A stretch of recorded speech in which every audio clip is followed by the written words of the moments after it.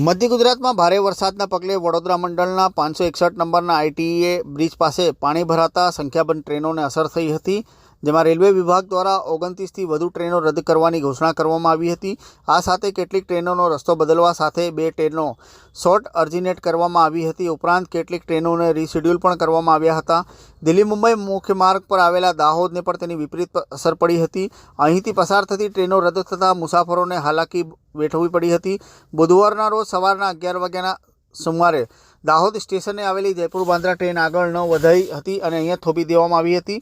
Train 2 કલાક આગળ રોકાયા બાદ આગળ ન ધપાવતા કંટાળેલા મુસાફરો સ્ટેશન માસ્ટર પાસે ધસી આવ્યા હતા। મુસાફરોએ ટ્રેન રોકવા માટે હોબાળો કરી મૂક્યો હતો। ઘટનાના પગલે જીઆરપી અને આરપીએફના જવાનો પણ દોડી ગયા હતા।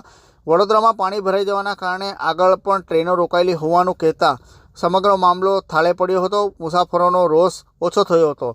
ત્યારબાદ સિગ્નલ મળતા ટ્રેનને ધીમી ગતિએ આગળ વધારવામાં આવી હતી। આ સાથે 14708 દાદર લાલગઢ ટ્રેનને માર્ગ પરિવર્તન કરીને દોડાવવામાં આવી હતી। જોકે આ ટ્રેનને બુધવારના રોજ દાહોદ દાદર વચ્ચે શોર્ટ અર્જિનેટ કરવામાં આવી હતી। આ ટ્રેનને દાહોદથી લાલગઢ રવાના કરવામાં આવી હતી। આ ટ્રેન વાયા રતલામ ચંદેરિયા અજમેરના માર્ગે આગળ લાલગઢ સુધી જશે તેવી માહિતી રેલવે વિભાગ દ્વારા આપવામાં આવી હતી।